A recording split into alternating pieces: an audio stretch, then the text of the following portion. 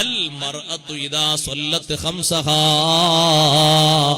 ഒരു പെണ്ണ് 5 വക്ത് നിസ്കാരം നിസ്കരിച്ചു, സുന്നത്തൊന്നും തങ്ങൾ എണ്ണിയില്ല, 5 വക്ത് നിസ്കാരം. വസ്വാമത്ത് ശഹ്റഹാ, റമളാൻ മാസം നോമ്പ് നോറ്റു, സുന്നത്ത് നോമ്പും അവിടെ എണ്ണിയിട്ടില്ല കേട്ടോ.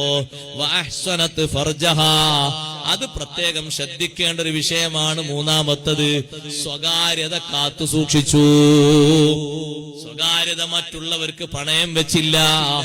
ഇവിടെ ഭക്ഷണവും ഇവിടെ താമസവും, തന്റെ സ്വകാര്യതയും തന്റെ പ്രേമവും വേറൊരാളോട്.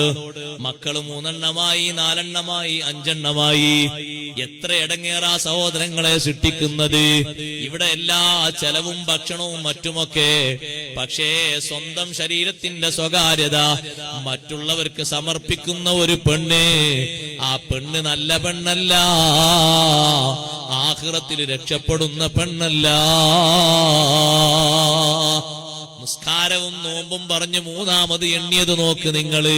വഹസനത്ത് ഫർജഹാ, സ്വകാര്യത കാത്തു സൂക്ഷിച്ചു, പരിരക്ഷിച്ചു. വഅത്വഅത്ത് ബഅലഹാ, ഭർത്താവിന് അനുസരിച്ച് ജീവിച്ചു. ഭർത്താവ് എല്ലാ നിലക്കും ചെലവ് കൊടുക്കുന്നുണ്ട്, സൂക്ഷിക്കുന്നുണ്ട്, സംരക്ഷിക്കുന്നുണ്ട്. പക്ഷേ എന്നിട്ടും ഭർത്താവ് എങ്ങോട്ടെങ്കിലും ഒന്ന് പോയാൽ മതി, മാറ്റി പുറത്തിറങ്ങിപ്പോയി തന്റെ ആവശ്യങ്ങളും താല്പര്യങ്ങളും യാത്രകളും മറ്റുമൊക്കെ നിർവഹിച്ച് പോകേണ്ടിടങ്ങളിലൊക്കെ പോയി, കാണേണ്ടവരൊക്കെ കണ്ട്, അതിനൊക്കെ ഫ്രീഡം എനിക്കുണ്ട് എന്നൊക്കെ വാദിച്ച്, വേണമെങ്കിൽ അതിനേതെങ്കിലും ഒരു സപ്പോർട്ടും സ്ഥാപിച്ച് അങ്ങനെ ജീവിക്കുന്ന പെണ്ണിനെ പറ്റിയല്ല പറഞ്ഞത്. വഅത്വഅത്ത് ബഅലഹാ, ഭർത്താവിന് അനുസരിച്ചുകൊണ്ട് ജീവിച്ചു. ഖൈറായ ഏത് മേഖലയിലും അനുസരിക്കണം. ഇസ്ലാം ദീന് വിലക്കിയ ഒരു കാര്യങ്ങളും അനുസരിക്കാൻ പാടില്ല. ഇസ്ലാം അനുശാസിക്കുന്ന, അംഗീകരിക്കുന്ന എല്ലാ കാര്യങ്ങളിലും അനുസരിക്കണം. ഫൽതദ്ഖുൽ മിൻ അയ്യി അബ്വാബിൽ ജന്നത്തി ശാഅത്ത്, ആ പെണ്ണിന് സ്വർഗത്തിന്റെ ഏത് കവാടത്തിലൂടെയും പ്രവേശിക്കാം.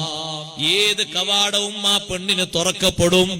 ഈ 4 സ്വഭാവങ്ങളുള്ള പെണ്ണിന് ഉമ്മമാരെ നിസ്കാരം മാത്രം പോരാ, നോമ്പ് മാത്രം പോരാ, സ്വകാര്യത പരിരക്ഷിക്കുന്ന സ്വഭാവം വേണം.